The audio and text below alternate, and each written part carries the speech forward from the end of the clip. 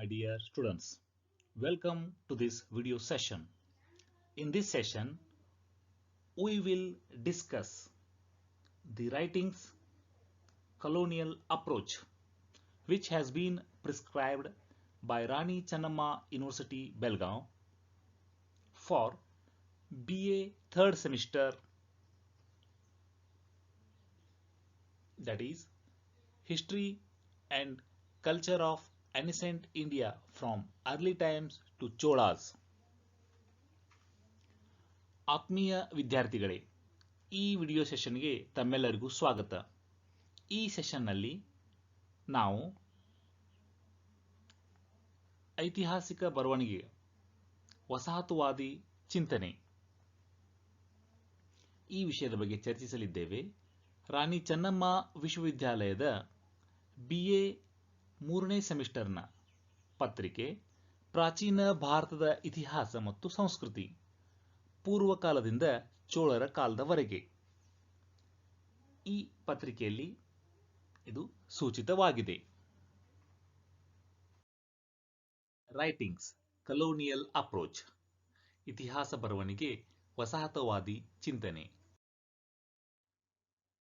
In the previous class, we have already discussed about the sources and historical reconstruction, archaeological sources and literary sources.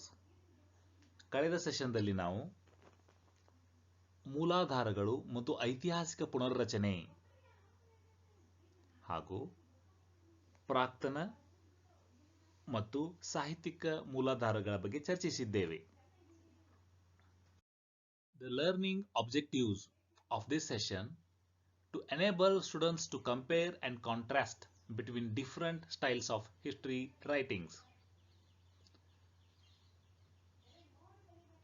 ಇತಿಹಾಸದ ವಿವಿಧ ಬರವಣಿಗೆ ಶೈಲಿಗಳನ್ನು ಹೋಲಿಸಿ ಅವುಗಳ ವ್ಯತ್ಯಾಸಗಳನ್ನು ಅರ್ಥೈಸುವಂತೆ ವಿದ್ಯಾರ್ಥಿಗಳನ್ನ ಸಮರ್ಥಗೊಳಿಸುವುದು ಈ ಒಂದು ಸೆಷನ್ನ ಉದ್ದೇಶವಾಗಿದೆ.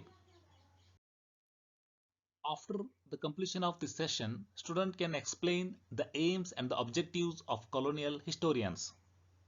The student can list out the pioneers in colonial historiography. The student can critically analyze the works of colonial historians. ಈ ಒಂದು ಸೆಷನ್ನ ನಂತರ ವಿದ್ಯಾರ್ಥಿ ವಸಾಹತುವಾದಿ ಇತಿಹಾಸಕಾರರ ಗುರಿಗಳು ಮತ್ತು ಉದ್ದೇಶಗಳನ್ನು ವಿವರಿಸುತ್ತಾನೆ. ಪ್ರಮುಖ ವಸಾಹತುವಾದಿ ಇತಿಹಾಸಕಾರರನ್ನ ಪಟ್ಟೀಕರಿಸುತ್ತಾನೆ ಮತ್ತು ವಸಾಹತುವಾದಿ ಇತಿಹಾಸಕಾರರ ಕೃತಿಗಳನ್ನು ವಿಮರ್ಶಾತ್ಮಕವಾಗಿ ಆತ ವಿಶ್ಲೇಷಿಸುತ್ತಾನೆ. Writings. One may find difficult to agree with the maxim that all history is biased.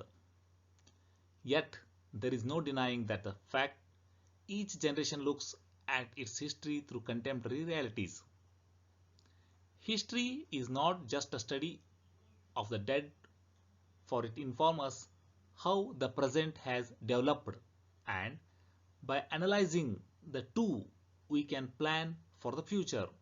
Thus, history is a vibrant, dynamic area of investigation, analysis and interpretation which at times has been twisted, transmitted and used by dominant ruling groups and powers to justify their domination of the subjected and to maintain their hold over people, societies or nations. ಎಲ್ಲ ಇತಿಹಾಸವು ಪೂರ್ವಾಗ್ರಹ ಪೀಡಿತವಾಗಿದೆ ಎಂಬುದನ್ನು ಒಪ್ಪಿಕೊಳ್ಳುವುದು ಕಷ್ಟ. ಆದರೆ ಪ್ರತಿಯೊಂದು ಪೀಳಿಗೆಯು ಇತಿಹಾಸವನ್ನು ತನ್ನ ಸಮಕಾಲೀನ ನೈಜತೆಗಳೊಂದಿಗೆ ಹೋಲಿಸಿ ಅರ್ಥೈಸಿಕೊಳ್ಳುತ್ತದೆ. ಹಿಸ್ಟರಿ ಸತ್ತವರ ಅಧ್ಯಯನವಲ್ಲ. ಇದು ಈಗಿನ ವರ್ತಮಾನ ಹೇಗೆ ಅಭಿವೃದ್ಧಿಯಾಯಿತು, ಅಂದರೆ ಭೂತ ಮತ್ತು ವರ್ತಮಾನ ಇವುಗಳನ್ನ ವಿಶ್ಲೇಷಣೆ ಮಾಡಿ ಭವಿಷ್ಯದ ಬಗ್ಗೆ ಯೋಜನೆ ಮಾಡುವುದನ್ನು ತಿಳಿಸುತ್ತದೆ. ಹೀಗಾಗಿ ತನಿಖೆಯ ಸ್ಪಂದನಶೀಲ ಮತ್ತು ಚಲನಶೀಲ ಕ್ಷೇತ್ರವಾಗಿದೆ.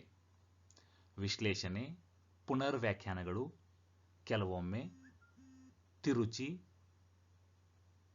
ಬದಲಾಯಿಸಿ, ಆಗಿನ ಪ್ರಬಲ ಆಡಳಿತದ ಗುಂಪುಗಳು ತಮ್ಮ ಅಧಿಕಾರವನ್ನು ಸಮರ್ಥಿಸಿಕೊಳ್ಳಲು ತಾವು ಯಾರನ್ನು ಆಳುತ್ತಿದ್ದಾರೋ ಆ ಆಳುವಿಕೆಯನ್ನು ಸಮರ್ಥಿಸಿಕೊಳ್ಳಲು ಬಳಸಿದ್ದಂಥ ಉದಾಹರಣೆಗಳು ಇವೆ.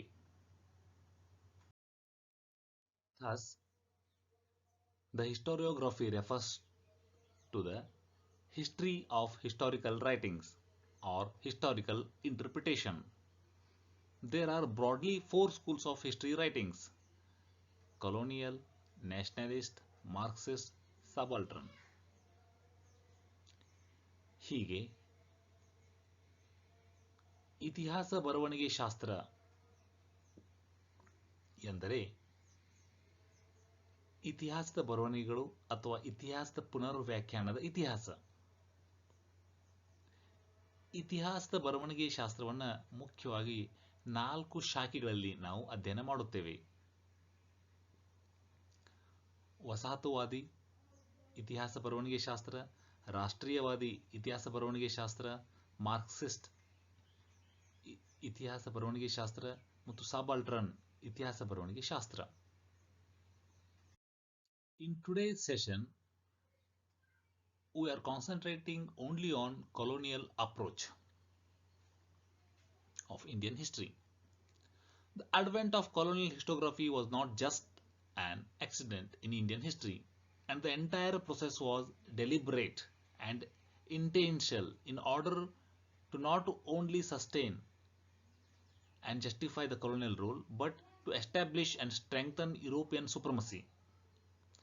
Colonial historiography relates to the history of the colonial countries and to the works which were influenced by the colonial ideology of domination.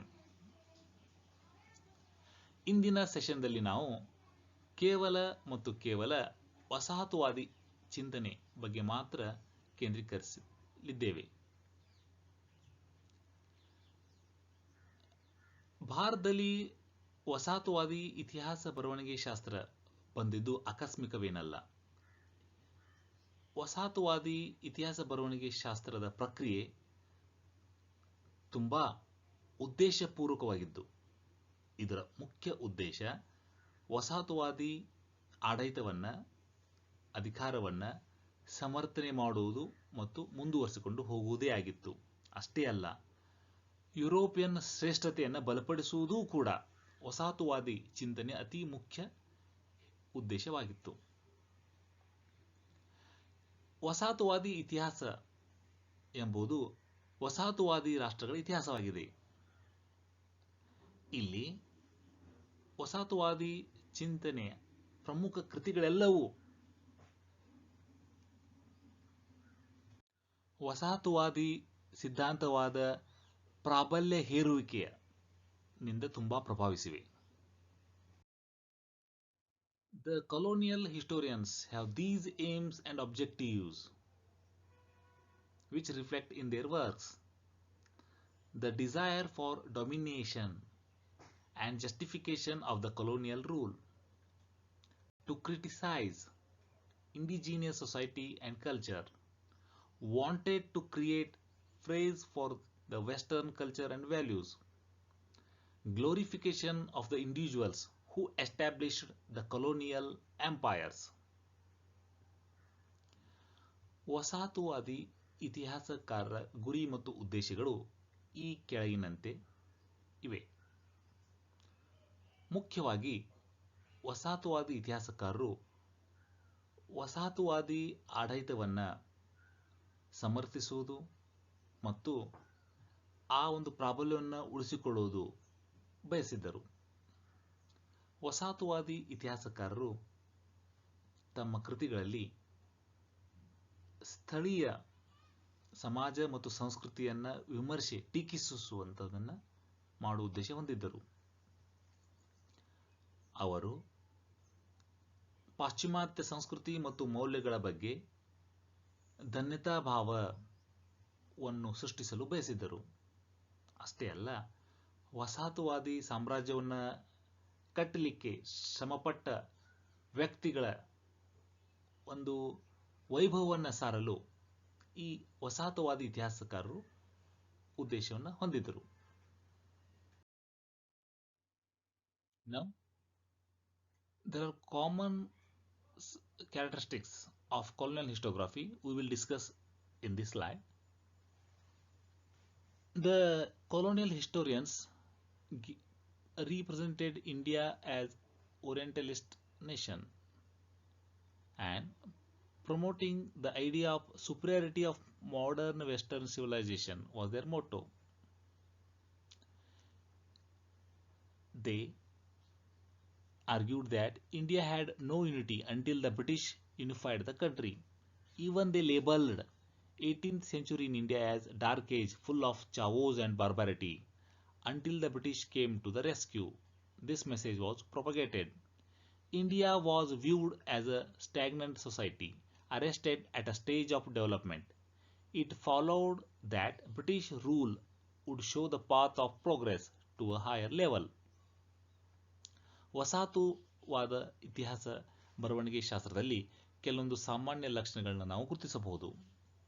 ಭಾರತವನ್ನು ಒಂದು ಪೌರಾತ್ಯ ಸಾಮಾನ್ಯ ದೇಶದಂತೆ ಚಿತ್ರಿಸಿ ಆಧುನಿಕ ಪಾಶ್ಚಿಮಾತ್ಯ ನಾಗರಿಕತೆಯ ಶ್ರೇಷ್ಠತೆಯನ್ನು ಅವರು ಬಿಂಬಿಸಲು ಪ್ರಯತ್ನಿಸಿದರು. ಅವರ ವಾದದಂತೆ ಬ್ರಿಟಿಷರು ಭಾರತವನ್ನು ಬಂದು ಏಕೀಕರಣಗೊಳಿಸುವ ಪೂರ್ವದಲ್ಲಿ ಭಾರತ ಯಾವುದೇ ರೀತಿಯ ಐಕ್ಯತೆಯನ್ನು ಹೊಂದಿರಲಿಲ್ಲ ಹಾಗೂ ಅವರು 18ನೇ ಶತಮಾನದ ಭಾರತವನ್ನು ಕಪ್ಪು ಯುಗ ಎಂದು ತೋರಿಸಲು ಪ್ರಯತ್ನಿಸಿದರು. ಏಕೆಂದರೆ ಆ ಒಂದು ಶತಮಾನದಲ್ಲಿ ಅವ್ಯವಸ್ಥೆ, ಬರ್ಬರತೆ ತುಂಬಿತ್ತು. ಯಾವಾಗ ಬ್ರಿಟಿಷರು ಬಂದು ಇದರಿಂದ ಭಾರತವನ್ನು ಪಾರು ಮಾಡಿದರು ಎಂಬುದನ್ನು ಇಲ್ಲಿ ಸಂದೇಶ ರವಾನಿಸುವ ಪ್ರಯತ್ನ ಮಾಡಲಾಯಿತು. ಅಷ್ಟೇ ಅಲ್ಲ, ಈ ವಸಾಹತುವಾದಿ ಇತಿಹಾಸಕಾರರು ಭಾರತವನ್ನು ಒಂದು ನಿಂತ ನೀರಿನ ಸಮಾಜ, ಚಲನರಹಿತ ಸಮಾಜದಂತೆ ಬಿಂಬಿಸಿದರು. ಇಲ್ಲಿ ಅಭಿವೃದ್ಧಿಯು ನಿಂತಿದೆ ಎಂಬಂತೆ ಚಿತ್ರಿಸಿದರು. ಆದರೆ ಬ್ರಿಟಿಷರು ಭಾರತಕ್ಕೆ ಪ್ರಗತಿಯ ಹೊಸ ಎತ್ತರಕ್ಕೆ ಒಯ್ಯುವಂತ ದಾರಿ ತೋರಿಸಲು ಶಕ್ತರು ಎಂಬಂತೆ ಬಿಂಬಿಸಿದರು. Now we will see some pioneers in colonial historiography. Orientalists. Sir William Jones. He set up Asiatic Society of Bengal in 1784 to understand ancient laws and customs. He translated the play known as the Abhijnana Shakuntalam into English. He was the first to suggest that Sanskrit, Latin and Greek belong to the same family of languages. Then Charles Wilkinson translated Bhagavad Gita into English. Another Orientalist was Max Muller. He published Sacred Books of the East series. He stated that the ancient Indians lacked the sense of history and Indians were accustomed to a despotic rule, and also natives were so engrossed in the problems of spiritualism or the next world that they felt no concern about the problems of this world. ಈಗ ನಾವು ವಸಾಹತುವಾದಿ ಇತಿಹಾಸ ಬರವಣಿಗೆ ಶಾಸ್ತ್ರದ ಪ್ರಮುಖ ಇತಿಹಾಸಕಾರರನ್ನು ನೋಡೋಣ. ಆರಂಭದಲ್ಲಿ ಪೌರಾತ್ಯವಾದಿ ಇತಿಹಾಸಕಾರರನ್ನು ನೋಡೋಣ. Sir William Jones ಇವರು ಸಾಮಾನ್ಯ ಶಕೆ 1784ರಲ್ಲಿ ಕಲ್ಕತ್ತಾನಲ್ಲಿ ಏಷಿಯಾಟಿಕ್ ಸೊಸೈಟಿ ಆಫ್ ಬೆಂಗಾಲ್ ಅನ್ನು ಸ್ಥಾಪಿಸಿದರು. ಆ ಮೂಲಕ ಪ್ರಾಚೀನ ಕಾನೂನುಗಳು ಮತ್ತು ಸಂಪ್ರದಾಯಗಳನ್ನ ಅರಿಯಲು ತಿಳಿಯಲು ಪ್ರಯತ್ನಿಸಿದರು. ಇವರು ಅಭಿಜ್ಞಾತ ಶಾಕುಂತಲಂ ನಾಟಕವನ್ನು ಇಂಗ್ಲಿಷಿಗೆ ಭಾಷಾಂತರಿಸಿದರು. ಸಂಸ್ಕೃತ, ಲ್ಯಾಟಿನ್ ಮತ್ತು ಗ್ರೀಕ್ ಭಾಷೆಗಳು ಒಂದೇ ಭಾಷಾ ಮೂಲದಿಂದ ಜನ್ಮ ತಾಳಿದವು ಎಂದು ಸೂಚಿಸಿದವರಲ್ಲಿ ಸರ್ ವಿಲಿಯಂ ಜೋನ್ಸ್ ಪ್ರಥಮಿಗರು. ಇನ್ನೊಬ್ಬ ಪೂರ್ವಾತ್ಯವಾದಿ ಎಂದರೆ ಚಾರ್ಲ್ಸ್ ವಿಲ್ಕಿನ್ಸನ್ ಅವರು ಭಗವದ್ಗೀತೆಯನ್ನ ಇಂಗ್ಲಿಷಿಗೆ ಭಾಷಾಂತರಿಸಿದರು. ಮತ್ತೊಬ್ಬ ಮುಖ್ಯ ಪೌರಾತ್ಯವಾದಿ ಎಂದರೆ ಮ್ಯಾಕ್ಸ್ ಮುಲ್ಲರ್. ಇವರು sacred books of the East series ಅನ್ನ ಪ್ರಕಟಿಸಿದರು. ಇವರು ಪ್ರಾಚೀನ ಭಾರತೀಯರು ಇತಿಹಾಸದ ಪ್ರಜ್ಞೆಯ ಕೊರತೆಯನ್ನು ಹೊಂದಿದ್ದರು ಎಂದು ಟೀಕಿಸಿದ್ದಾರೆ. ಅಷ್ಟೇ ಅಲ್ಲ, ಭಾರತೀಯರು ನಿರಂಕುಶವಾದ ಆಡಳಿತಕ್ಕೆ ಒಗ್ಗಿಕೊಂಡಿದ್ದಾರೆ ಮತ್ತು ಇವರು ಆಧ್ಯಾತ್ಮಿಕವಾದ ಮತ್ತು ಮುಂದಿನ ಜನ್ಮದ ಸಮಸ್ಯೆಗಳಲ್ಲಿ ಸಿಲುಕಿಕೊಂಡಿದ್ದು ಪ್ರಸ್ತುತ ಜೀವನದ ಬಗ್ಗೆ ಸ್ವಲ್ಪ ಕಾಳಜಿ ಹೊಂದಿಲ್ಲ ಎಂದು ಟೀಕಿಸಿದರು. Another branch of colonial historiography is imperialist historians. James Mill is first among them. He periodized the Indian history into Hindu, Muslim and Christian periods. In his book History of British India, he writes, "The Hindu, like Eunuch, excels in the qualities of a slave." Vincent Smith was another imperialist historian. In his book Early History of India, out of 478 pages, 66 pages are devoted to the Indian campaigns of Alexander only. The victories of Alexander demonstrated the inherent weakness of greatest Asiatic armies when confronted with European skills and discipline. The Arthashastra is criticized for its autocratic and Machiavellian character. One of the imperialist historian was Mount Stuart Elphinstone. In his book History of Hindu and Mohammedan India, he doubts whether India's foreign trade was conducted in Indian ships themselves. ವಸಾಹತುವಾದಿ ಇತಿಹಾಸ ಬರವಣಿಗೆ ಶಾಸ್ತ್ರದ ಇನ್ನೊಂದು ವಿಭಾಗ ಸಾಮ್ರಾಜ್ಯಶಾಹಿ ಇತಿಹಾಸಕಾರರು. ಈ ಸಾಮ್ರಾಜ್ಯಶಾಹಿ ಇತಿಹಾಸಕಾರರಲ್ಲಿ ಅತ್ಯಂತ ಪ್ರಮುಖನೆಂದರೆ James mill. ಈತ ಭಾರತ ಇತಿಹಾಸವನ್ನು ಧರ್ಮಗಳ ಆಧಾರದ ಮೇಲೆ ಹಿಂದೂ ಯುಗ, ಮುಸ್ಲಿಂ ಯುಗ, ಕ್ರಿಶ್ಚಿಯನ್ ಯುಗ ಎಂದು ತನ್ನ ಪ್ರಸಿದ್ಧ ಕೃತಿ ಹಿಸ್ಟರಿ ಆಫ್ ಬ್ರಿಟಿಷ್ ಇಂಡಿಯಾದಲ್ಲಿ ವಿಭಜಿಸಿದ್ದಾನೆ. ಆತ ಭಾರತೀಯರನ್ನ ನಪುಂಸಕರಂತೆ ಚಿತ್ರಿಸಿ ಭಾರತೀಯರು ಗುಲಾಮನ ಲಕ್ಷಣಗಳಲ್ಲಿ ಶ್ರೇಷ್ಠರು ಎಂದು ಹೇಳಿದ್ದಾನೆ. ಇನ್ನೊಬ್ಬ ಸಾಮ್ರಾಜ್ಯಶಾಹಿ ಇತಿಹಾಸಕಾರ ವಿನ್ಸೆಂಟ್ ಸ್ಮಿತ್ ತನ್ನ ಅರ್ಲಿ ಹಿಸ್ಟರಿ ಆಫ್ ಇಂಡಿಯಾ ಎಂಬ ಕೃತಿಯಲ್ಲಿ ಈತ ಅಲೆಕ್ಸಾಂಡರ್ನ ದಾಳಿಗಳ ಬಗ್ಗೆ ಸುಮಾರು 478 ಪುಟಗಳಲ್ಲಿ 66 ಪುಟಗಳನ್ನು ಮೀಸಲಿಟ್ಟಿದ್ದಾನೆ. ಈತ ಅಲೆಕ್ಸಾಂಡರ್ನ ಜಯಕ್ಕೆ ಅತಿ ಮುಖ್ಯ ಕಾರಣ ಭಾರತೀಯ ಸೈನ್ಯಗಳು ಸಂಖ್ಯೆಯಲ್ಲಿ ದೊಡ್ಡದಾಗಿದ್ದರೂ ಕೂಡ ಅವು ಯುರೋಪಿಯನ್ ಕೌಶಲ್ಯ ಮತ್ತು ಶಿಸ್ತಿನ ಮುಂದೆ ಅತ್ಯಂತ ಅಶಕ್ತವಾಗಿವೆ ಎಂಬುದನ್ನು ಚಿತ್ರಿಸಿದ್ದಾನೆ. ಅಷ್ಟೇ ಅಲ್ಲ, ಆತ ಅರ್ಥಶಾಸ್ತ್ರವನ್ನ ಅದರ ನಿರಂಕುಶ ಮತ್ತು ಮೆಕೈವಲಿ ರೀತಿಯ ಒಂದು ಗುಣವನ್ನು ಹೊಂದಿರುವುದಾಗಿ ಟೀಕಿಸಿದ್ದಾನೆ. ಇನ್ನೊಬ್ಬ ಪ್ರಸಿದ್ಧ ಸಾಮ್ರಾಜ್ಯಶಾಹಿ ಇತಿಹಾಸಕಾರಂದ್ರೆ Elphinstone stone.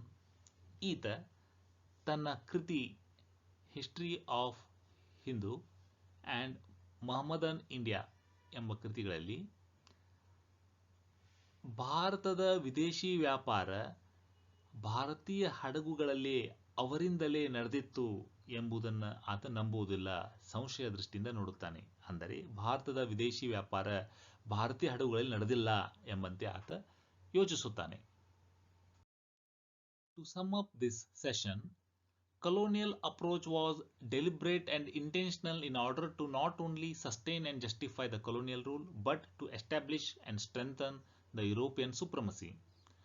The pioneers of this approach were Sir William Jones, Charles Wilkinson, Max Muller, James Mill, Vincent Smith, and Elphinstone. They tried to criticize indigenous society and culture.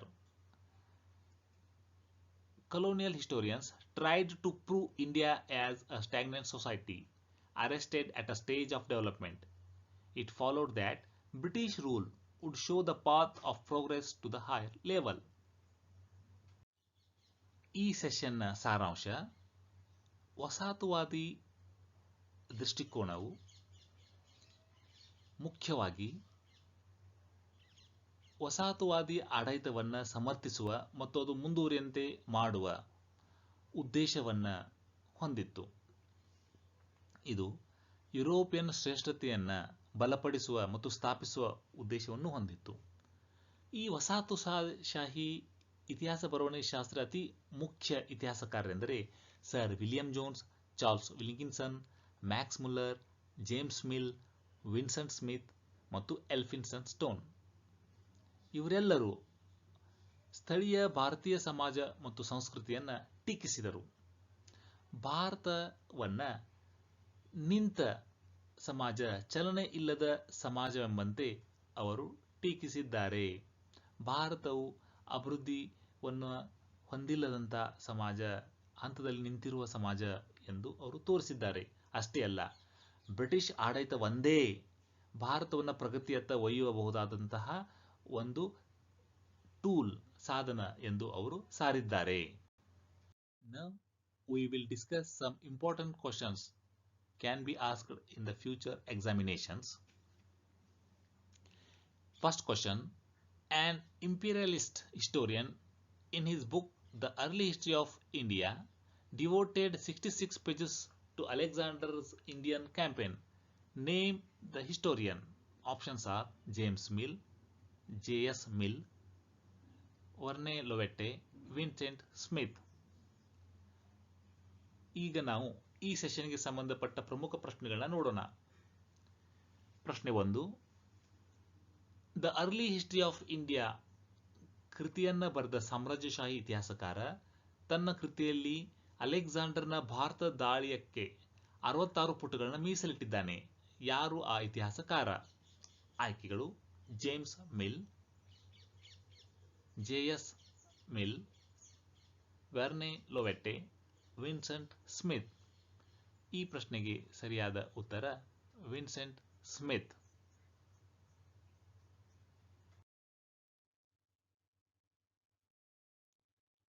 Question number 2. The Asiatic Society of Bengal was founded by.